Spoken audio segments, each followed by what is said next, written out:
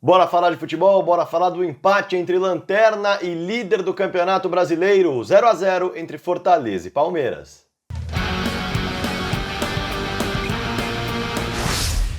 Bora falar de futebol? Inscreva-se no canal do Fragoso, além de se inscrever também, já clica aqui no like, tudo de graça, e ao final do vídeo deixa um comentário aqui embaixo, compartilhe o vídeo com a galera e se você quiser ser membro eu vou ficar muito contente. Esse vídeo, claro, está sendo apoiado pela Estrela Bet, você já sabe, casa de apostas, que tem mais de 28 modalidades de apostas para você ir lá, brincar, se divertir, deixar o seu palpite, o saque mais rápido do Brasil, as melhores odds e claro que você pode se cadastrar lá com esse link que eu deixei aqui embaixo nos comentários fixados, tá? Vai lá, vai com esse link, se você fizer um depósito entre 20 e 200 reais, você pode selecionar a opção 100% de bônus. Então clica nesse link, se cadastre e faça a sua aposta comigo também nas lives Bora Falar de Futebol de segunda a sexta-feira, das 6 às 7 da noite.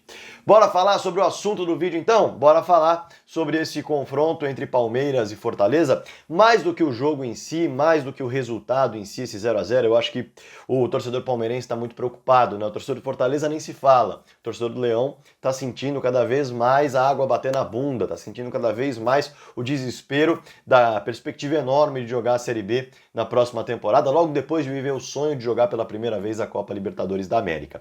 E claro que o empate dentro de casa é muito ruim, mas o empate diante do líder talvez possa ser algo a ser celebrado, porque certamente não está na conta do Leão colocar um pontinho em cima do Palmeiras que disputa o título do campeonato. E aí, quando a gente olha para o Palmeiras, também não está na conta da equipe alviverde chegar ao Castelão diante do Lanterna Fortaleza e não conseguir uma vitória.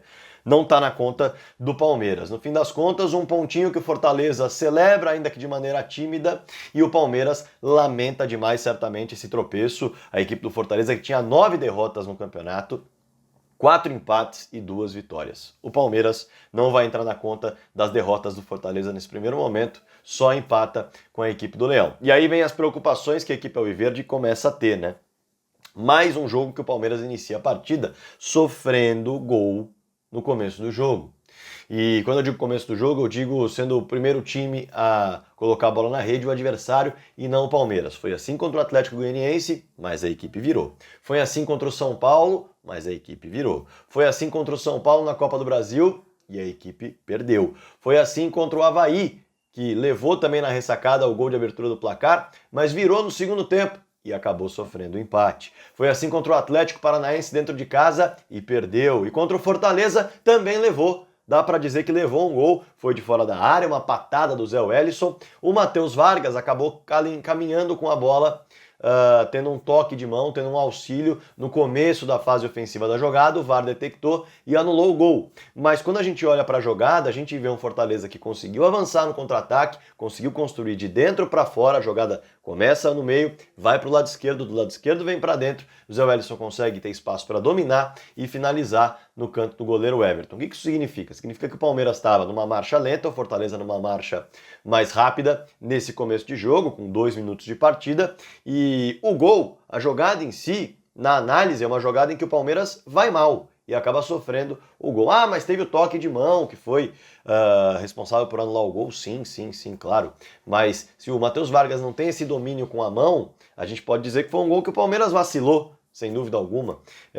Não foi uma mão que colocou a bola na rede, foi uma mão que começou lá atrás a jogada, toda a construção, teve falhas defensivas da equipe do Palmeiras que vem sofrendo gols, como eu citei aqui, os jogos antes de abrir o placar, e isso acaba sendo perigoso. Por mais poderoso que seja o seu ataque, precisar sempre marcar 2 ou mais gols para conseguir um resultado é algo que faz com que você tropece com maior frequência, por mais poderoso que seja o seu ataque. Outra preocupação do Palmeiras tem a ver com primeiros tempos. Por exemplo, contra o Fortaleza. O primeiro tempo novamente foi bem abaixo da crítica em relação à segunda etapa. 2 Palmeiras diferentes dentro do mesmo jogo. Isso tem acontecido com alguma frequência. Isso aconteceu contra o Avaí, por exemplo, no empate por 2-2, um primeiro tempo muito fraco, um segundo tempo bem interessante. Contra o Atlético Paranaense, um primeiro tempo em que a equipe até teve volume, mas praticamente não acertou o gol, criou bem menos jogadas do que no segundo tempo, quando o time foi mais criativo, quando o time exigiu muito mais do goleiro Bento do Atlético, que foi o melhor em campo justamente por conta do segundo tempo do Palmeiras. Contra o Cerro Porteño, por mais que o Palmeiras não tenha sofrido, os 2 primeiros tempos foram bem pacatos, bem morosos, bem mornos em termos de criatividade, finalizações, e as segundas etapas, sim, foram de fato uma velocidade, uma agilidade, uma transição, troca de passes em velocidade, criação, tudo isso foi melhor em relação ao primeiro tempo. O Palmeiras precisa entender o que está acontecendo. Talvez seja algo que envolva também o psicológico, a parte física, um Palmeiras que se preserva mais no primeiro tempo, para no segundo tempo tentar resolver, quando sabe que o jogo vai se encaminhar para os seus minutos finais, e a partir daí, se conseguir resolver, não tem como o adversário buscar, no momento em que o Palmeiras está cansado, uma reversão de resultado. Pode ser algo psicológico, como pode ser até algo orientado, não sei, mas o fato é que os primeiros tempos não têm sido tão bons quanto os segundos tempos, e nem sempre o Palmeiras vai conseguir reverter o que acaba acontecendo na primeira etapa, ou até mesmo nem sempre o Palmeiras vai conseguir fazer com que o seu segundo tempo seja recheado de gols. Então eu acho que essas são 2 preocupações que o Palmeiras tem que começar a ter. Esse primeiro tempo, por qual motivo não tem funcionado tão bem, e também os gols que vem sofrendo, né? Apesar de tudo isso, falando do jogo em si, o empate acabou sendo justo e, como eu disse, muito a se lamentar por parte do Palmeiras e timidamente a se celebrar por parte do Fortaleza. Isso porque, por exemplo, o Fortaleza, além do gol anulado, bem anulado, claro, por conta do VAR, teve outras 3 oportunidades com o Everton barrando um chute cara a cara do Moisés no primeiro tempo, outro chute do Romarinho também, que o Everton aparece no primeiro tempo para barrar, e na segunda etapa o Pikachu acaba finalizando cara a cara com o Everton e uma boa defesa do goleiro mais uma vez. 3 oportunidades, um gol marcado no primeiro tempo. Veja que o Fortaleza foi melhor no primeiro tempo.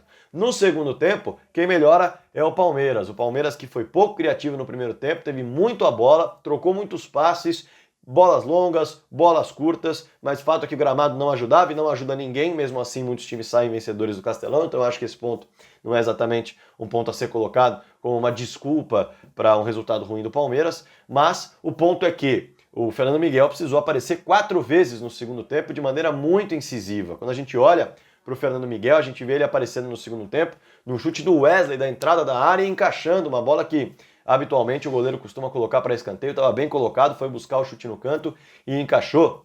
Uma outra jogada de tabela do Wesley com o Rony, o Wesley sai dentro da grande área para finalizar, chuta e o Fernando Miguel coloca para escanteio, chute forte, bem colocado do Wesley. A gente pode também olhar para uma cabeçada forte no cruzamento do Gustavo Scarpa, que o Fernando Miguel está bem colocado, a cabeçada na pequena área e ele consegue espalmar para fora. Além também da jogada com o Breno Lopes, onde o Rony mais uma vez serve um atacante, serviu o Wesley, serviu o Breno Lopes e o Breno sai cara a cara de frente com o goleiro Fernando Miguel, mas o goleiro do Leão leva melhor no lance, consegue impedir o gol, o Breno perde a oportunidade e o Fernando Miguel sai como herói. Em 4 lances a gente pode considerar que ele foi fundamental, o Everton fundamental em 3 lances e a bola acabou não entrando, 0-0 acabou sendo um resultado justo dentro desse confronto. Bom, em relação à gordura, aí a gente tem que falar um pouquinho do campeonato. A gordura se foi, o Palmeiras nunca abriu 4 pontos do segundo colocado, pelo menos, nunca abriu uma rodada, mas tinha um saldo de gols muito alto, e isso considerava-se ali como algo com mais de uma rodada, né? O ponto é que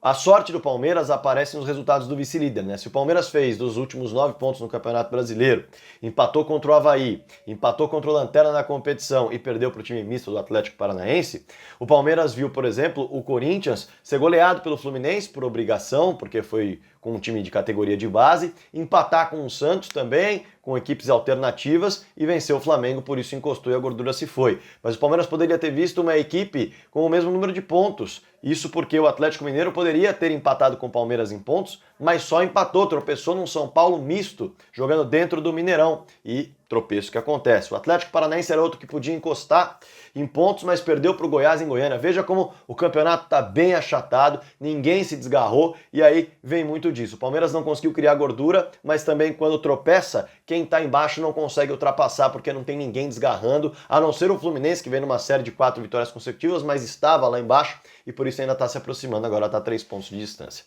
Fato é que o Palmeiras têm que olhar muito para essa questão do desgarrar, porque vem jogos aí contra equipes da parte de baixo da tabela e se você quer ser campeão, de um modo geral, você não pode tropeçar tanto diante desses adversários, tá bom?